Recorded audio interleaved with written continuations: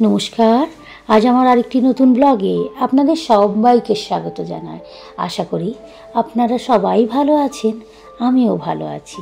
আজ হচ্ছে শুক্রবার, ওয়েদার তো ওইরকমই মেঘলা মেঘলা করেই আছে।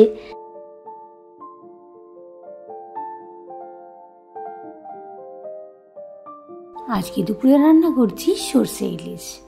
এই ইলিশ মাছটাও জানেন তো আওলালির থেকেই এনেছিল, কই মাছ আর এই ইলিশ মাছটা দুটোই এনেছিল। তারই আজ বানাবো একটু সর্ষে দেওয়া, আর বাকিটা আছে ওটা একটা অন্য রেসিপি করব। সর্ষে ইলিশের জন্য আমি সর্ষেটা বেটে নেব শিলনোড়া দিয়ে। তাই আমি প্রথমেই নিয়ে নিলাম দুটো কাঁচা লঙ্কা, 1 চামচ হলুদ সর্ষে, 2 চামচ কালো সর্ষে আর একটুখানি লবণ। এটা দিয়ে বাটলে তেতো হয় না, তাই আমি এটা দিয়ে বেটে নিচ্ছি। এই রান্নাটা তো খুবই সহজ আর তাড়াতাড়ি হয়েও যায়, আর খেতেও সুস্বাদু হয়। তাই ভাবলাম প্রথমে এটা দিয়েই বানাই, তারপরে একটা অন্য রেসিপি করব। এই যে আপনাদের সঙ্গে কথা বলতে বলতে আমার এই সর্ষেটা প্রায় বাটা হয়ে গিয়েছে। এবার এটাকে বাটিতে আমি তুলে নিচ্ছি। সর্ষেটা আমি ছাঁকনি দিয়ে একটু ছেঁকে নেব, তাহলে যে উপরের খোসাগুলো বাদ চলে যাবে, মুখে লাগবে না। আর সঙ্গে অল্প আরেকটু জল দিয়েও ঢেলে নিলাম। আপনারা হয়তো অনেকেই জানেন ইলিশ মাছ বাংলাদেশের জাতীয় মাছ হিসাবে স্বীকৃতি পেয়েছে। ইলিশ মাছ অন্য সব মাছের থেকে অন্যতম। ইলিশ মাছ তো সারা বছর সাগরেই থাকে, তবে ওরা ডিম পাড়ার সময় নদীতে আসে। বাংলাদেশের যেমন পদ্মা, মেঘনা, যমুনা এইসব প্রভৃতি নদীতে চলে আসে। আর আমরা জানি যে সব নদীর থেকে পদ্মার নদীর ইলিশের মাছের স্বাদ আবার ভিন্ন, স্বাদে বা সুগন্ধে একটু অন্যতম। এই যে এবার রান্নাতে চলে এসেছি। কড়াই একটু সর্ষের তেল দিয়ে কালো জিরে ফোড়ন দিয়ে দুটো কাঁচা লঙ্কাকে আমি চিড়ে নিয়ে দিয়ে দিলাম। এবার একটু হলুদ আর একটু লঙ্কার গুঁড়ো দিয়ে দিলাম। এতে কি হবে, কালারটাও বেশ সুন্দর দেখতে হবে, সে কারণে একটু নেড়ে চেড়ে এবার অল্প পরিমাণে জল আমি দিয়ে দিচ্ছি। এখন আমাদের দেশের কোলাঘাটে রূপনারায়ণ নদীরও ইলিশ খুব বিখ্যাত। ঝোলটা এখন ফুটে গিয়েছে, এবার ইলিশ মাছগুলো দিয়ে একটু উল্টে পাল্টে নেব। দিয়ে এই যে আগের থেকে করে রাখা সর্ষে আর কাঁচা লঙ্কার যে পেস্টটা রয়েছে এর মধ্যে এবার আস্তে আস্তে ঢেলে দিচ্ছি। দিয়ে এটা দিয়েও খানিকক্ষণ ঢাকা দিয়ে কিছুক্ষণ 2-3 মিনিটের মতন ফুটিয়ে নেব। ওপর থেকে আবার আমি দুটো কাঁচা লঙ্কা দিয়ে দিচ্ছি। এটা তবে চিড়ে দিলাম না, যদি বেশি ঝাল হয়ে যায় খালি সুগন্ধের জন্য দিলাম। তাতে কি হয়, খেতেও বেশ সুস্বাদু হয়। আবার একটু ঢাকা দিয়ে আমি ফুটিয়ে নিচ্ছি। ইলিশ রান্না আমার প্রায় হয়ে গিয়েছে। এবার ওপর থেকে একটু সর্ষের তেল ছড়িয়ে নিচ্ছি, এরও সুগন্ধটা বেশ ভালো। এবার আমি গ্যাসের ফ্লেমটা বন্ধ করে দিয়ে ঢাকা দিয়ে কিছুক্ষণ রেখে দেব। এই যে আমাদের ইলিশ রেডি। দেখে কেমন লাগছে অবশ্যই কমেন্ট করে জানাবেন।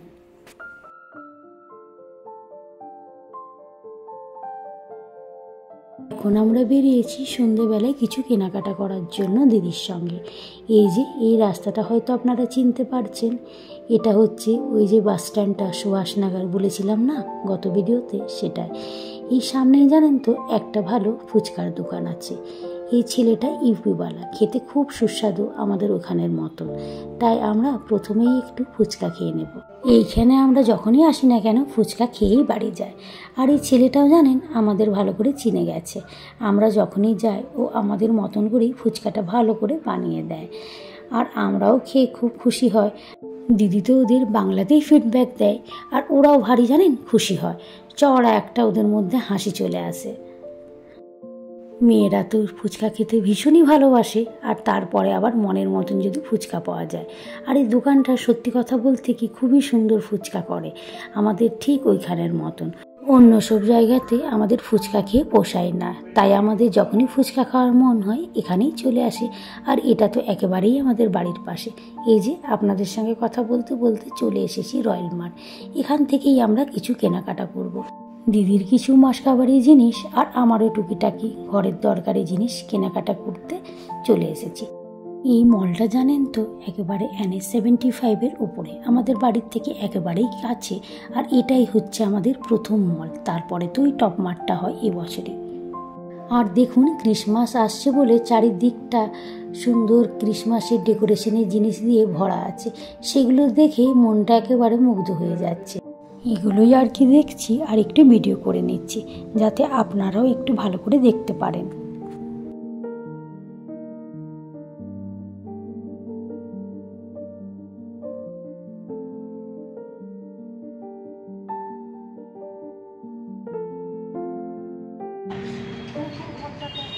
দেখি 195 দাঁড়া তোমাকে ওর সঙ্গে নিয়ে ভাল ঝুলছে, বেশ সুন্দর।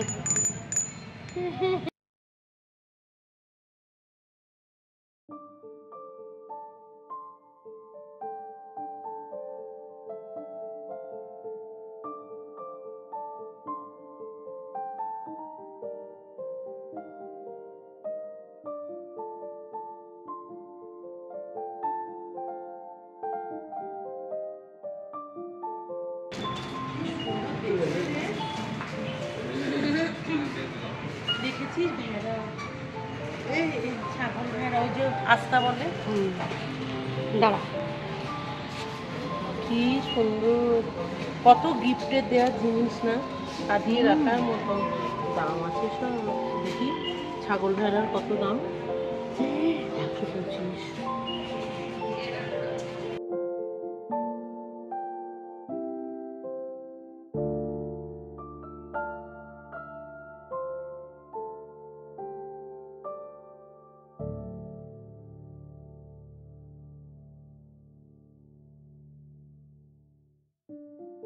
এখানেও জানেন বিভিন্ন ভ্যারাইটির সবজি পাওয়া যায়, ফল পাওয়া যায়, কিন্তু এখানে একটু দামটা বেশি সবজিপাতির, তবে জিনিসগুলো অনেক ভালো, ফ্রেশ।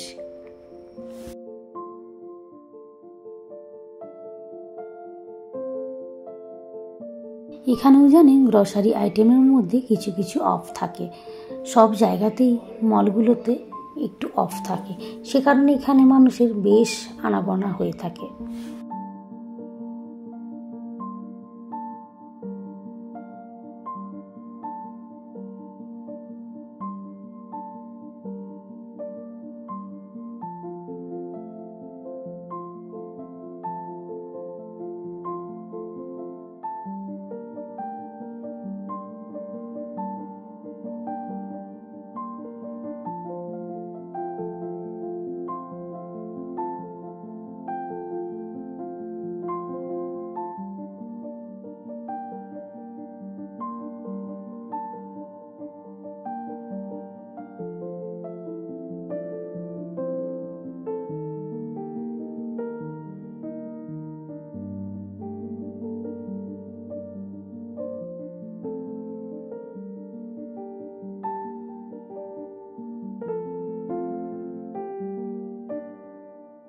এই লম্বা লাইনটা জুড়ে বিস্কিটের প্রচুর ভ্যারাইটি রয়েছে, তাই এখান থেকে দুটো বিস্কিটের প্যাকেট আমি নিয়ে নিচ্ছি।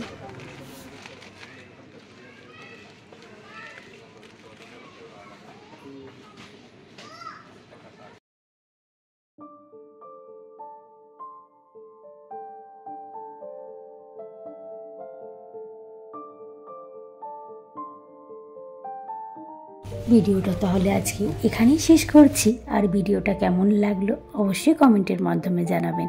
ভালো লাগলে একটা লাইক করে দেবেন, আর যারা এখনও সাবস্ক্রাইব করেননি তারা সাবস্ক্রাইব করে আমার পাশে থাকবেন। আপনারা সবাই ভালো থাকবেন। আবার একটি নতুন ব্লগে দেখা হবে। নমস্কার।